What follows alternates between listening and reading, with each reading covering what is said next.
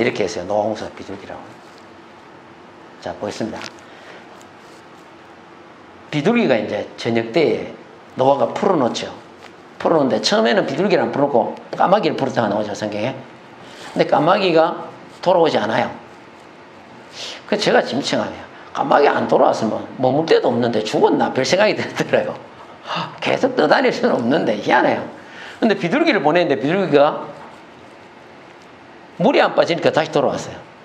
노아가 7일 후에 다시 비둘기 또 보냅니다. 보내니까 뭘 물고 왔어요? 감람나무 새 잎사귀를 물고 온 겁니다. 그럼 어떻게 해요? 땅이 드러났다는 얘기죠. 홍수위에 땅이 처음으로 드러났다는 얘기입니다. 감람나무 새 잎사귀를 들어오고. 근데 그러니까 다시 또 7일 후에 다시 또 비둘기를 내놓으니까 비둘기가 돌아오지 않더라 했죠. 돌아오지 않았다고 성경은 그렇게 나옵니다. 3번을 내보내고 까마귀를 한 번 내보내는데 비둘기와 감람나무 새 잎사귀는 상당히 우리가 의미가 있다고 봐야 돼요. 이 말씀을 이렇게 기록해 놓은 것은 다 의미가 있는 겁니다. 자, 비둘기는 뭐예요? 비둘기가 이 히브리어로 요나잖아요. 요나. 생각나지 않습니까? 누가? 요나니까 누가 생각나요? 요나서 지은 요나. 하나님의 명령을 어기고 도망갔던 요나. 그 요나 이름이 비둘기예요. 그 히브리어로 또 요나예요. 요나입니다. 비둘기는 선지자 요나의 이름이에요. 이름의 뜻이 요나예요. 요나 이름의 뜻이 비둘기입니다. 비둘기. 비둘기같이 순결하라 그런 뜻이죠. 여기 보시면 감람나무는 자이트인데요.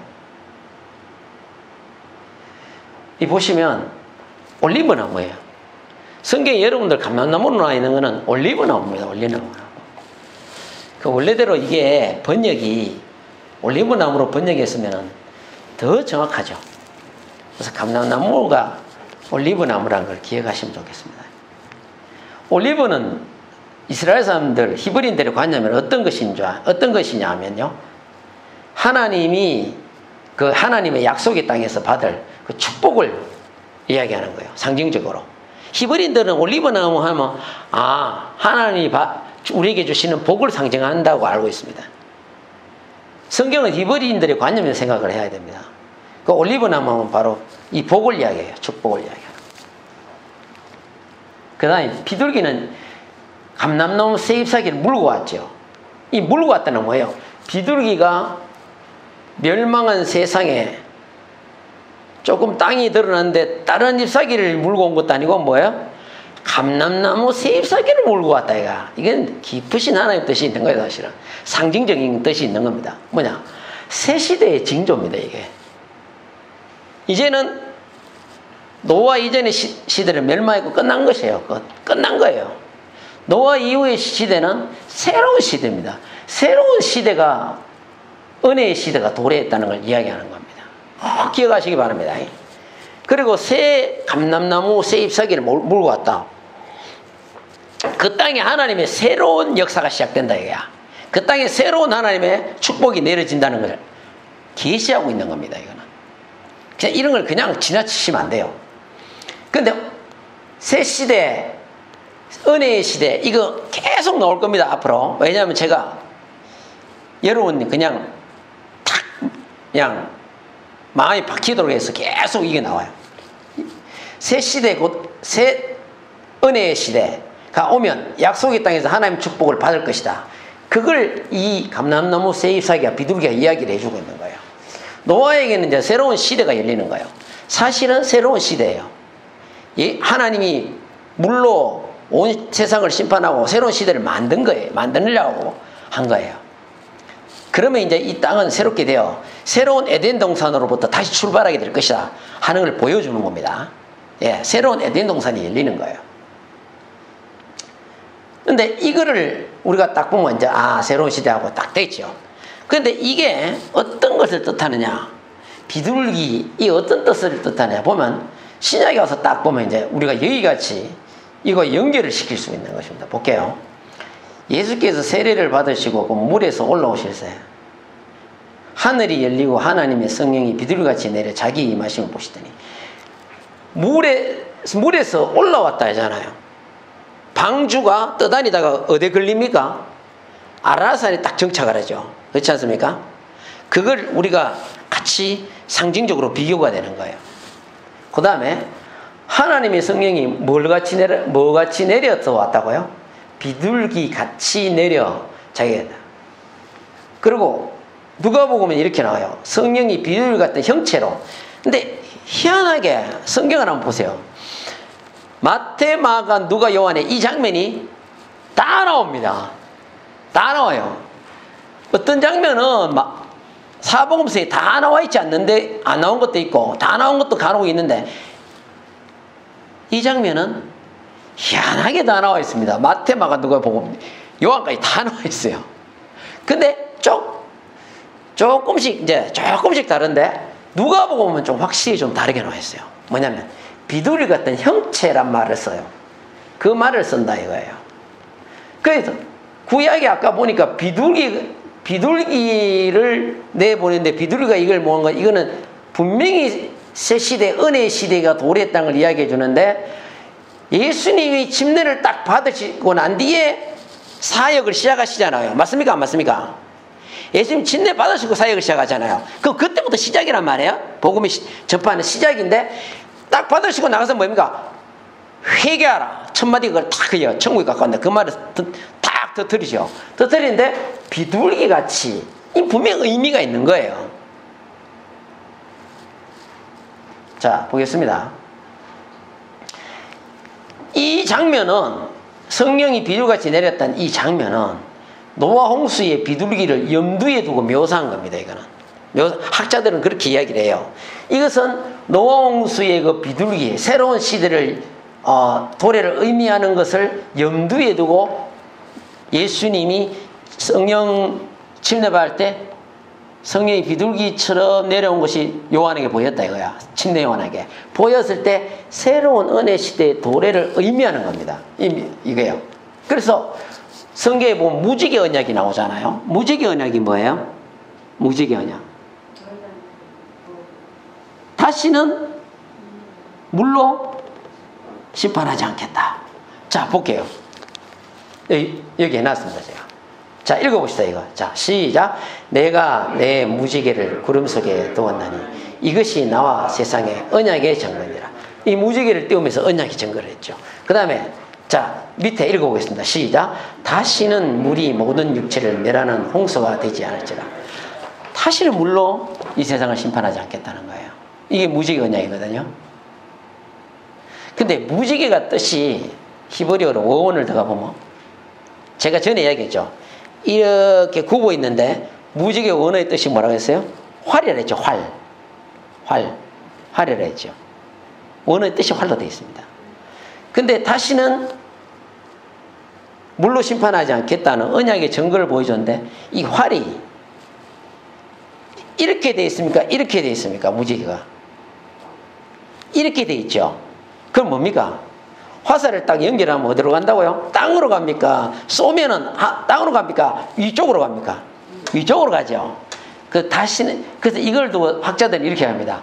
위쪽으로 되어 있다는 것은 땅으로 향하지 않았던 것은 이제 땅을 홍수로 멸하지 않겠다는 하나님의 약속의 표현이다. 그렇게 이야기합니다. 그래서 제가 무지개를 사진을 보면서 그럴듯하게 해석했다. 그렇게 해요. 성경에 그런 말이 안 나오지만 아주 그럴듯하게 학자들이 해석을 했더라고. 화살이 땅을 향하지 않겠다. 하나님 심판이 땅을 향하겠다. 그렇게 이야기해요. 그래서 뭐 성경에는 없지만 좀 그렇네. 그런데 무지개를 구름 속에도 언약의 증거였다 이거야. 근데 이게 뜻이 있다 이거야. 자, 왜냐면 보세요. 자, 새로운 시대가 도래한다는 거겠죠.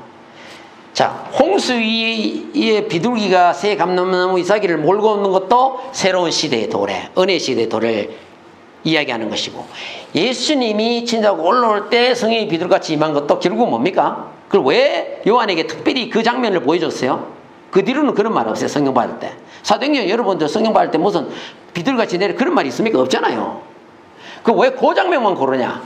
새로운 은혜의 시대를 알리는 거예요. 사실은 사람들이 선포하는 거예요. 그리고 뭡니까? 요한복음에 보면 뭡니까? 이 장면 뒤에 뭐라고 나와요? 예수 그리스도가 메시아임을 선포하는 거예요. 그것 때문에 그렇게 나오는 거예요. 자, 그럼 우리 좀 이따 보자고요. 자, 여기 보시면 3장 16절에 내려오는 동작을 묘사했어요. 3장 16절은 비둘기처럼 내려오는 묘사를 한 거고요. 3장 22절은 뭡니까? 비둘기의 형체를 강조한 겁니다. 그래서 비둘기의 이 동작은요, 메시아, 예수 그리스도가 오심으로 이제 새로운 은혜의 시대를 알리는 그 임재의 모습의 동작을 상징하는 거예요. 이제 새로운 예수 그리스도가 메시아로 새로운 은혜의 시대를 열겠다 이거야. 이제 시작됐다는 걸 알리는 거예요. 그래서 성령이 비둘기같이 내려오는 겁니다, 사실은. 그 내려온 모습이 쬐빼는 뭐 여러분 생각해 보세요. 물론 비둘기가 제사 드릴 수 있는 정결한 짐승이야. 그런데 여러분 잘 생각해 보세요. 비둘기가 아니고 독수리 아니잖아요. 독수리도 아니고 비둘기가 내려오는 거예요. 비둘기가 내려오는 겁니다. 비둘기가 내려오는 그건 뭐냐? 확실히 그거를 우리가 볼 때 상징적으로 바로 새로운 은혜의 시대가 열린다는 것을, 시작된다는 것을 단적으로 보여주는 거라고 볼 수가 있죠. 자, 그런데 여기 보시면요. 자, 여기 상징적으로 하나, 상징을 이야기하니까 진짜 상징을 이렇게 중요한 걸 제가 보여드리려고 그래요. 방주가 머물렀다고 해요. 아라산에 머물러 있죠. 근데 여기 아라랏이란 말이 아라라트인데요. 어원이 있어요. 아라르라는 어원인데 저주받다는 뜻이에요. 이 산이 뜻이 들어가 보면 저주받다는 뜻이거든요. 그러면 아라라스는 십자가에 못 박히신 예수 그리스도를 상징하는 거예요. 자, 왜? 이거 읽어보세요. 시작. 그리스도께서 우리를 위하여 저주를 받은 바 되사 율법의 저주에서 우리를 속량하였으니 기록된 바 나무에 달린 자마다 저주 아래에 있는 자라 하였습니다. 무슨 말이냐면 기록된 바, 구약에 기록된데 나무에 달린 자마다 저주. 유대인들은 나무에 달려서 죽은 자를 저주받아서 죽었다고 그렇게 히브리인들은 그렇게 이야기합니다. 그래서 기록된 바 저주 아래에 있다 그렇게 이야기하는 거예요. 그래서 그리스도께서 우리를 위하여 뭐요? 저주를 받은 바 되셨다 이거야. 우리를 위해서 우리를 대신해서 저주받으셨다. 그런 식으로 표현한 거예요. 아시겠습니까? 그래 표현한 거예요. 그래서 아까 보면은 아라낫의 어원이 저주받다거든요. 그래서 이 아라낫산의 방주가 머물렀다는 건 뭡니까? 예수 그리스도 십자가를 상징적으로 보여주는 거란 말이에요. 이거를 상징이 이렇게 중요한 거예요. 그래서 비둘기나 새 감람나무 사이 같은 그런 것도 상징적으로 우리에게 하나님 말씀하신 것이 있거든요. 어떤 말씀? 아까 같이 새로운 시대. 비둘기는 홍수 시대의 마감을 상징합니다. 이제 끝나는 거예요. 새 감람나무 사기가 이제 새 시대를 연다는 걸 보여주는 거예요. 끝난 거예요. 새로운 은혜 시대를 열렸다는 걸 보여주는 겁니다. 그런데 예수 그리스도의 새로운 통치가 시작됐다 이거야. 예수님이 딱 진리받고 올라올 때 성령이 비둘기같이 보였다는 것은 비둘기 같이 할 때 그 가치가요. 잘 하셔야 될 것이요. 가치라는 말은 원어로 마치 뭐뭐처럼 성령이 마치 비둘기처럼 그래 보였다 하는 거예요. 비둘기처럼. 그래서 보였는데 예수 그리스도의 새로운 통치가 시작됐다는 이야기예요. 죄에 대하여 새로운 대안은 누굽니까? 율법이 아니고 은혜와 구원의 시대가 열렸고 용서와 사랑과 은총의 새로운 시대가 열렸다. 누구야? 예수 그리스도의 새로운 통치가 시작됐다는 겁니다. 여기 보세요. 죄에 대한 새로운 대안이라는데 이거 잘 보세요. 설명을 좀 해드릴게요.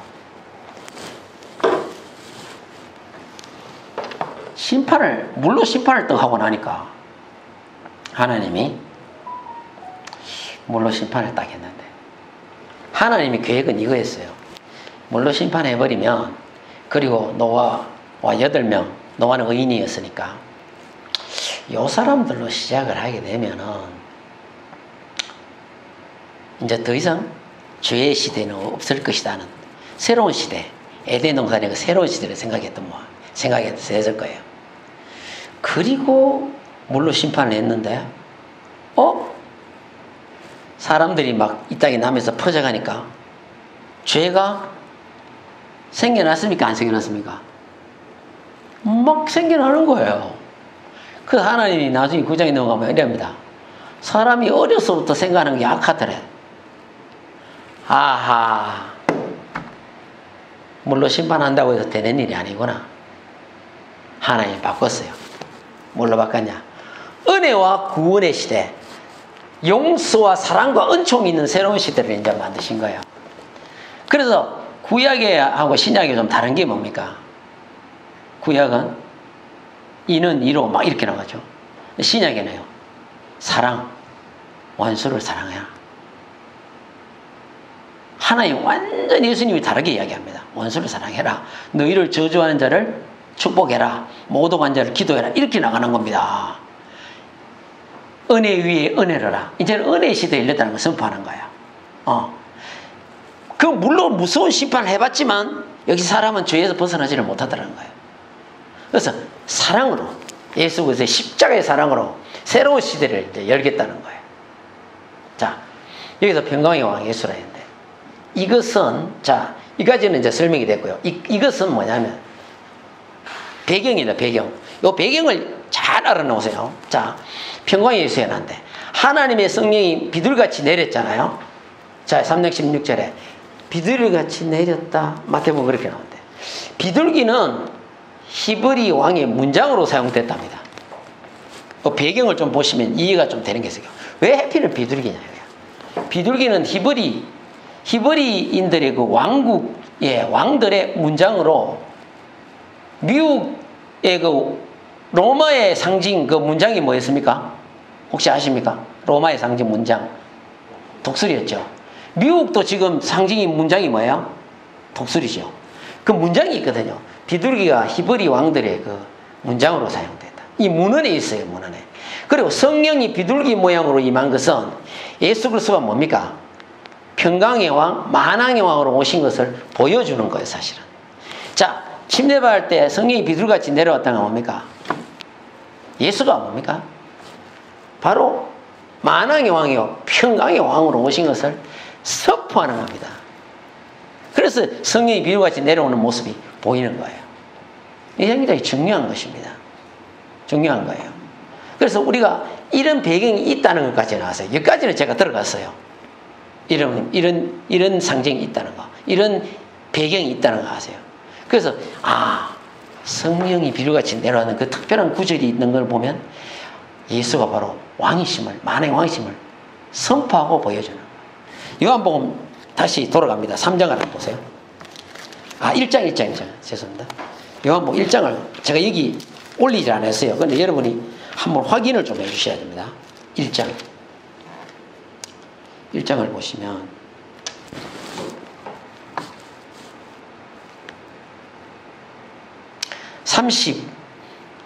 자, 2절 하시겠습니다. 32절, 33절, 34절까지 좀 보시겠습니다. 32절. 요한이 또 정언하여 이르되 내가 보면 성령이 비둘기같이 하늘로부터 내려와서 그의 위에 머물렀더라. 자, 이 침례 요한을 이야기합니다. 침례 요한이 그걸 본 거예요. 자, 33절 한번 볼게요. 나도 그를 알지 못하였으나 나를 보내어 물로 세례를 베풀라 하신 그이가 나에게 말씀하시되 성령이 내려서 누구 위에 머무는 것을 보거든 그가 곧 성령으로 세례를 베푸는 이인 줄 알라 하셨기에 내가 보고 그가 하나님의 아들이심을 증언하였노라 하니라. 아시겠습니까? 그러니까 세례요한도 하나님께 계시를 받았어. 어떤 계시요?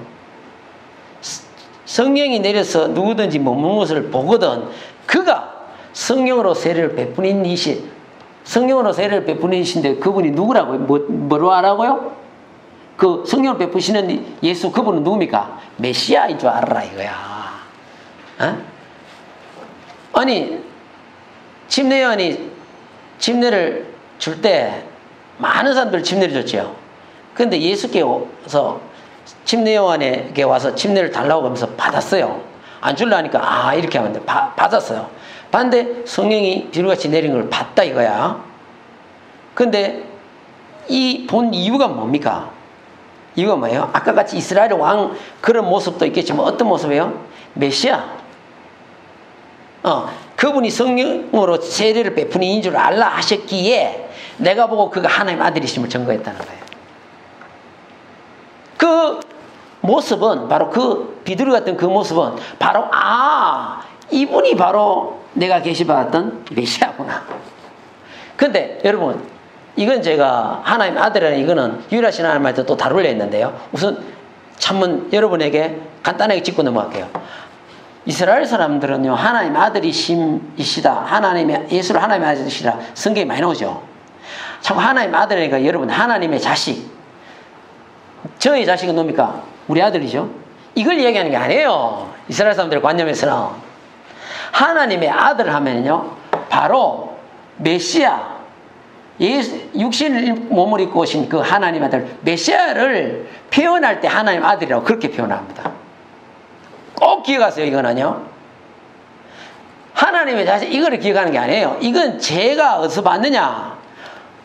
어느 장로, 목사님이 히브리에 대해서 공부하고 졸업한 분인데 그분이 그걸 써놨더라니까.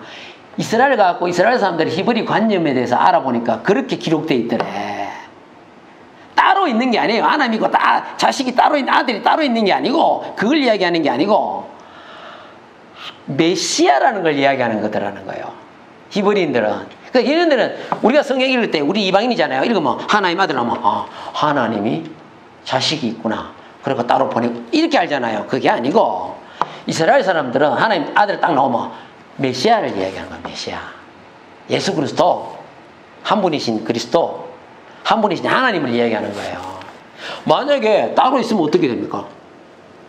큰일 나죠. 하나님이 한 분, 유일하신 하나님이 다 깨져버리죠. 큰일 나는 거예요. 그래서 셋이 하나라는 게 나온 거예요. 거기서 잘못된 거예요. 자, 이건 이제 이렇게 넘어가고요.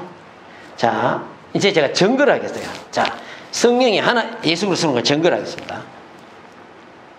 내가 하나의 자녀다. 내가 이것을 내게 했으면 너희로 죄를 범하지 않게 하려. 만일 누가 죄를 범하여도 아버지 앞에서 우리에게 뭐가 있다고요? 대언자가 있으니 곧 의로우신 예수 그리스도시라. 대언자가 예수 그리스도 전에 한번 했는데 제가 한번 더 찝어주는 거예요. 왜? 확실히 이해를 해야 되니까. 자, 성령이 예수라. 자, 대언자 파라클레토스. 대언자가 누구예요? 누굽니까? 대언자는 뭐였어? 돕는 자, 변호자, 그런 뜻이거든요. 우리를 돕고 변호한다는. 예수 그리스도를 누구로 소개합니까? 대언자로 분명히 여기 소개하고 있죠. 예수 그리스도가 파라클레토스래. 자, 성경에 그럼 보혜사는 누군가 한번 보자고요. 자, 시작 읽어봅시다. 시작. 보혜사고 아버지께서 내 이름으로 보내신 성령, 그가 너희에게 모든 것을 가르치시고 내가 너희에게 말한 모든 것을 생각나게 하시라. 보혜사는 성령이라 그러죠. 자, 다시 돌아갑니다. 보혜사가 성령이죠. 그러면 보혜사가 성령인데 파라클레토스 대언자, 보혜사 파라클 단어 똑같습니까? 다릅니까? 똑같은 거예요. 같은 요한인데, 요한 1서 같은 사도 요한이고 요한 복음도 같은 사도 요한이 쓴 건데, 우리가 번역할 때, 우리나라에서 번역할 때는 얘는 대언자로 번역하고 얘는 보혜사로 번역했어요. 이건 상당히 의도적입니다. 제가 안만 봐도 의도적이에요. 아니, 원어는 파라클레토스 똑같잖아요. 여기서도 사실은 대언자가 있으니 하면 안 되죠. 보혜사로 번역을 했어야죠. 똑같은 단어인데, 안 그렇습니까? 똑같은 단어인데. 그러면 대언자가 예수 그리스도라 이래 딱 나오니까 보혜사가 예수 그리스도 된단 말이야. 그리고 요한복음에서도 보혜사가 성령이라 그랬단 말이야. 그러니까 이걸 제가 보니까 번역하는 사람들이 상당한 의도가 있는 거예요. 왜? 성령이 예수가 되면 안 되거든. 근데 이렇게 딱 되어 있는 거 보니까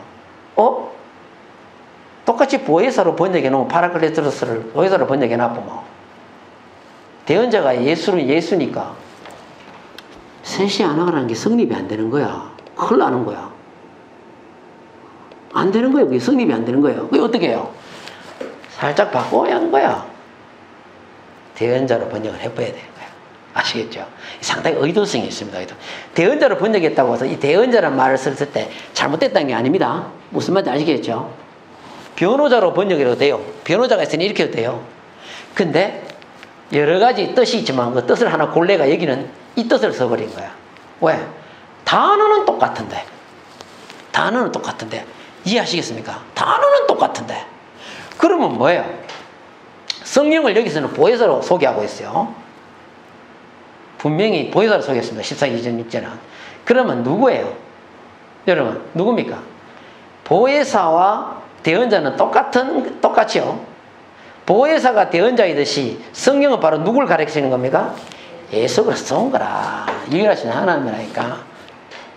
이렇게 해서 뒤로 못 빠져나간 거예요. 이 구절만 보면 못 빠져나가는 거예요. 못 빠져나가는 겁니다. 그럼 보세요. 자, 성령이 비둘기같이 내려온 걸 보여. 이건 특별한 계시예요, 사실은. 이 사도 요한에게. 이분이 메시아라는 걸 강조하려고 그랬거든. 새로운 시대에 열린다는 걸 강조해서 그렇단 말이에요. 자, 하나의 음성이 나서 그 하나님 아버지. 자, 침례받고 있는 지 모습에 예수 그리스도. 그럼 세 분입니까? 세 분이 되어버리면 유일하신 하나님이 안 되는데요. 큰일 났는데요. 하나님은 한 분이신데 이스라엘들아 우리 하나님 여호와는 오직 하나인 여호와시니 이게 성립이 안 되는데요. 큰일 나는 거예요. 그러면서 해본 되는데 그렇게 해석하면 큰일 나는 거라니까. 자, 볼게요. 그런데 에베소 4장 4절에 성령은 몇 분이라고 했습니까? 한 분이라 했거든, 분명히. 근데 사도행전에 16장에 보면 예수의 영이란 말이 또 나와. 그러면 성령은 틀리고 예수의 영은 틀립니까? 아니죠. 영은 하나인데 분명히 성령 한 분이에요. 영은 하나야, 하나. 자, 여기까지는 아시겠죠? 보혜사가 대언자하고 똑같은 단어니까 성령이 예수다. 자, 여기까지는 아시겠죠? 근데 자, 설명을 해드릴게요. 성령은 예수의 영이에요. 자, 이 두 구절을 보면 재밌습니다. 한번 보세요. 자, 위에 값 읽어보세요. 시작. 그들이 부르기아와 갈라디아 땅으로 다녀가 무시 앞에 이르러 비두니아로 가고자 했을 때 예수 영이 허락하지 않았죠. 자, 16, 6절, 7절 두 구절입니다. 연결해서 나와요. 성령이 여기서는 전하지 못하게 했다. 막았다. 여기서는 누가 막았어요? 예수의 영이. 그럼 이 다른 영이에요? 그러면 성령이 둘 되어보는데 영이 둘 되어보는데 거룩한 영이? 성령이란 말은 거룩한 영 그런 뜻이에요. 예수님은 거룩한 영 아닙니까? 하나님은 거룩한 영 아닙니까? 그래서 딱 하나라는 거예요. 자, 6절, 7절 이 무슨 말이에요? 전에 한번 제가 설명했는데요. 아시아에 복음이 잘 전파되니까 바울이 계속 아시아에다 복음을 전하려고 해서 그래서 자꾸 막는 거야, 성령이. 그걸로 가지 마라, 이제. 어디로 가라고요? 빌립보로 가라, 그라, 빌립보. 내가 준비해놓은 사람이 있다가 그 사람이 누구예요? 루디아. 그 준비해놨다, 이거야. 그걸로 자꾸 가야 돼, 보내려고 하는데 자꾸 여기 복음 잘 전해지고 이거 자꾸 하는 거라. 그 모든 게 잘 된다고 해서 하나님 뜻은 아니야. 이런 거 보면요. 그래서 결국 막고 바울이 뜻을 알고 배 타고 가는데 5일 만에 갈 걸 하나님 바람을 막 불게 해갖고 4일 만에 도착하게 하죠. 그래서 빌립보에서 누굴 만납니까? 루디아를 만나게 해서 거기 강가에서 만나죠. 거기서 만나서 거기 빌립보 교회가 탄생하게 되잖아요. 그 과정이거든요. 그 과정이란 말입니다. 이 사도행전 보면 해석이 안 돼요. 근데 여기 보면 성령이, 예수님이 똑같은 영이다. 성령이 바로 예수의 영이야. 그렇기 때문에 이렇게 해놓은 거예요. 아시겠습니까? 여기서는 성령이 맞고 여기서 예수의 영이 맞았다. 말이 안 되는. 자, 이렇게 하면 말이 안 되는 거죠. 두 영이 됐으니까 그렇게 따지면 셋이 하나로 따지면. 근데 그게 아니라 성령이 예수의 영이 똑같으니까 여기는 성령이라 썼고 여기는 예수의 영으로 쓰는 거예요. 이해하시죠? 아버지 하는 거나 아버님 하는 거나 뭐가 다릅니까? 님자 뭐 지자 어떻게 다르진 거지 뭐가 다릅니까? 안 그래요? 엄마, 어머니 똑같은 말 아닙니까? 엄마, 어머니, 어머님 똑같은 거 아니에요? 다 똑같은 거죠. 네. 자, 그러면 예수가 성령의 장면인데 예수님이 자기를 스스로 이야기합니다. 자, 이거 한번 해봅시다. 시작. 내가 너희를 고와 같이 버려두지 아니하고 너희에게 오리라. 요한복음 14장부터는 뭡니까? 사실 요한복음 14장부터 마지막 21장까지는 예수님의 십자가 못 박히기 전 그날부터 시작하는 겁니다. 사실은 14장이요. 그래서 예수님이 이제 십자가에 못 박히면서 다 이야기하시는데요. 내가 너희를 고와 같이 버려두지 아니하고 너희에게 온다는 것은 십자가에 못 박혀 다시 성령으로 다시 온다는 걸 이야기하는 거예요. 이거 말씀이 그거 말이에요. 꼭 기억하세요. 예수님이 이제 죽고 장사하시고 부활하고 난데 성령으로 다시 오겠다는 얘기예요. 그래서 내가 너희와 함께 하겠다는 얘기예요. 그걸 이야기하는 거죠. 자, 그 다음에 28장 20절 한번 봅시다. 볼지어다 내가 세상 끝날까지 너희와 항상 함께 있으라. 너희와 항상 함께 있다는 건 뭔 말입니까? 성령으로 함께 있겠다는 얘기예요. 이해하시겠죠? 성령으로 함께 하겠다는 이야기야. 그 말을 탁 집어서 이렇게 주님이 유일하신 하나님을 증거하고 있는 겁니다. 그래서 정리하겠습니다. 비둘기, 노아의 그 비둘기, 새 감람나무 잎새, 새로운 시대, 은혜 시대의 도래를 알리는 거죠. 예수님이 성령 침례받을 때 성령이 비둘기같이 내려왔다는 것은 새로운 시대, 첫째 메시아임을 선포하는 것이고 만왕의 왕임을 선포하는 것이고 새로운 시대, 새로운 은혜의 시대, 사랑의 시대가 열렸다는 거, 구원의 시대가 열렸다는 걸 선포하는 거예요. 보여주기 위해서 그렇게 한 거예요. 그 장면은. 비둘기같이 내려와서 봐라야 따로 있지. 따로 있으면 둘 대부는데 큰일 나는 겁니다. 그건 아니에요. 그것을 바로 새로운 시대, 은혜 시대, 구원의 시대를 보여주는 하나님의 예수 그리스도의 통치가 시작된다는 것을 선포하고 보여주기 위해서 그 장면을 보여주는 것입니다. 그래서 우리가 바로 예수 그리스도는 만왕의 왕이요 만주의 주시지만 구약에서 말씀하여 오셨던 그 하나님이셨고 육신을 입고 오셔서 우리의 죄를 대속하신 분이고 성령으로 다시 오셔서 영원토록 우리와 함께 하시는 한 분이신 하나님이심을 믿으시기 바랍니다. 네, 여기까지 하겠습니다.